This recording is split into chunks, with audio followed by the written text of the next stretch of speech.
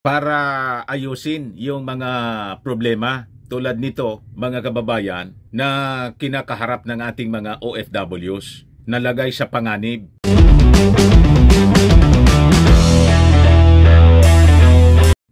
Latest na balita ngayon mga kababayan, breaking news, yung ating Pangulong Bongbong Marcos po, hindi natuloy sa kanyang pagbiyahe for the climate change action summit po doon sa Dubai. Ito po yung balita ngayon. Marcos cancels Dubai trip due to hostage Pinoys in Red Sea.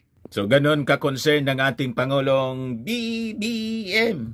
Mas binigyan niya ng weight yung kaligtasan ng ating mga mamamayan kaysa pumunta siya doon sa COP28 Summit, Climate Change Summit. But before ko mga kababayan ibigay sa inyo yung full story, click subscribe muna dito sa ating YouTube channel and hit the notification bell para lagi kayong updated sa mga gaganapan dito sa ating bansa. Like and share na rin po ninyo ng ating video para marami yung makapanood. At huwag na rin po ninyo na skip yung ating mga commercial ads para tuloy-tuloy lang ang pag-unlad ng Bagong Pilipinas. Sa mga naghanap ng malinis and spacious fitness gym, bumisita lang po kayo sa aming Colossal Fitness Gym.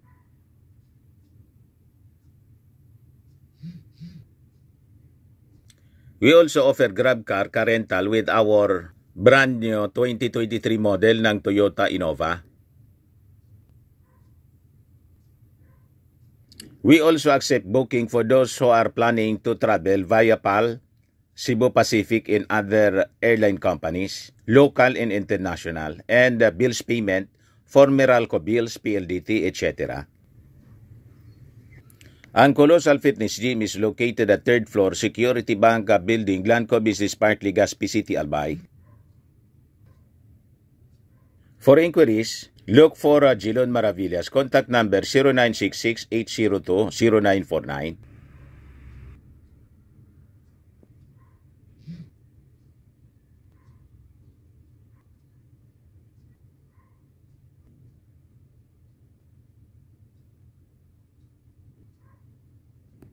Ayos na anya Mr. Maravillas. So ito yung ating Pangulong Bongbong Marcos mga kababayan. Hindi siya tuloy sa pagpunta sa Dubai. So sabi diyan, President Marcos has canceled his scheduled trip to Dubai para sa World Climate Action Summit or COP28 dahil po sa mga developments surrounding the 17 Filipino seafarers taken hostage in the Red Sea. Yung hinostage po ng mga Houthi rebels sa Yemen. So sa kanyang post mga kababayan sa Twitter, yung ngayon X, sabi ng ating Pangulo, in light of important developments in the hostage situation involving 17 Filipino seafarers in the Red Sea, I have made the decision not to attend the COP28 in Dubai tomorrow. Today, I will be convening a meeting to facilitate the dispatch of a high-level delegation to Tehran, Iran, with the aim of providing necessary assistance to our seafarers. Kita ninyo yung ating Pangulong Bongbong Marcos kung gaano niya kamahal yung ating mga mamamayang Filipino. Yung mga hostages nga po ng Hamas na mga Filipino, ayon, sa pagpoporsigi ng ating gobyerno through the Department of Foreign Affairs, nakalabas na rin po yung mga hostages po ng Hamas. Ayan po, mga kababayan. O siya, sabi dyan, hostage Pinay liberated, all Filipinos in Gaza accounted. Just days after expressing concern for Noraline Babadilla's whereabouts, I am very happy to announce that Noraline is safely back in Israel, becoming the second Filipino released from Gaza. Yan po si Noraline.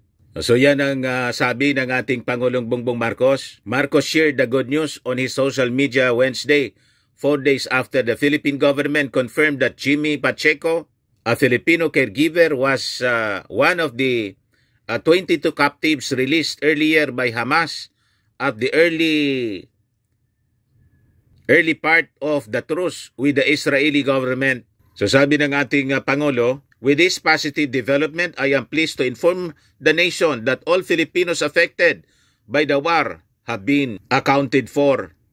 Kasi kahit po maraming ginagawa yung ating Pangulong Bongbong Marcos, magaling siyang chief executive or manager kung sa company. Lahat ng mga departamento ay gumalagalaw para ayusin yung mga problema tulad nito, mga kababayan, na kinakaharap ng ating mga OFWs, nalagay sa panganib. Kumusta naman anya Mr. Maravillas yung DepEd? Yan lang po. Pag-abot sa DepEd, medyo sablay. Ang tutok ni Inday nandun sa ICC. Na paranoid mga kababayan dahil sa mga resolusyon na pinasa ng Kongreso at saka yung issue sa CIF. Pero tingnan ninyo mga kababayan, pinapasensyahan siya ng ating Pangulong Bongbong Marcos. Pero anya Mr. Maravillas, di kaya inihintay na lang ng Pangulo na mauna nang humiwalay si Inday? Wala po akong idea sa ganon. Wala akong naririnig po. May mga nag-uusap-usap na kung ano-ano, pero ginaganon ko po yung tainga ko. Ayaw kong marinig. Bantayan na lang natin, mga kababayan, kung ano yung mga development sa mga susunod na araw. Pero yung ating Pangulong Bongbong Marcos, sa tingin ko, hindi siya mauuna. Kung baga, mabiyak po yung unit team na sabi ni Inday, buo pa niya yung unit team. Ang sigurado dyan, mga kababayan, wala yung problema sa ating Pangulong Bongbong Marcos. Kundi ang problema po sa kampo ni Inday at ni Maudigs. Yan ang malinaw po. Kasi sila po yung nagsimula ng gulo. At until today, sila yung nanggugulo po. Pero hindi man po pinapansin ng Palasyo Malacanang. Ignore lang po.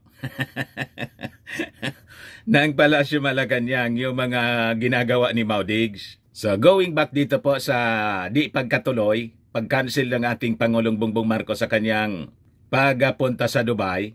Sabi dito po, according to Marcos, he has entrusted Department of Environment and Natural Resources, DENR Secretary Maria Antonio Yolo Loizaga to lead the COP28 delegation and articulate the country's statement on his behalf. Inutusan na lang niya, mga kababayan, yung DENR Secretary niya. So tama po ito.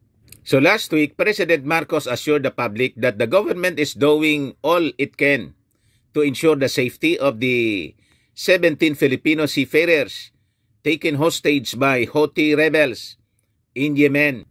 Our seafarers are not alone. The government is doing everything in our powers to bring them safely home, sabi ng ating Pangulo sa kanyang Twitter or X account.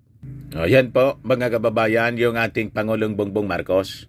A very caring president, mga kababayan. Maasikaso talaga sa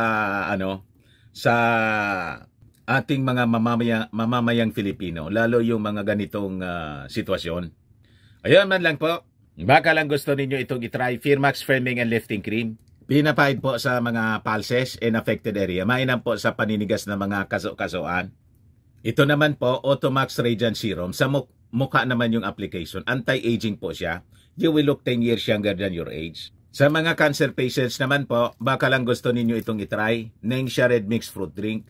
Hindi man po siya gamot, food supplement siya. Kaya lang, gawa siya mga kababayan sa goji berry. Yung goji berry may anti-cancer properties. Ayos po. Yung mga inquiries ninyo, dumiritso na lang kayo sa aming messenger sa Facebook para masagot namin agad. Ako po si Dante Maravillas. Bye-bye po. God bless.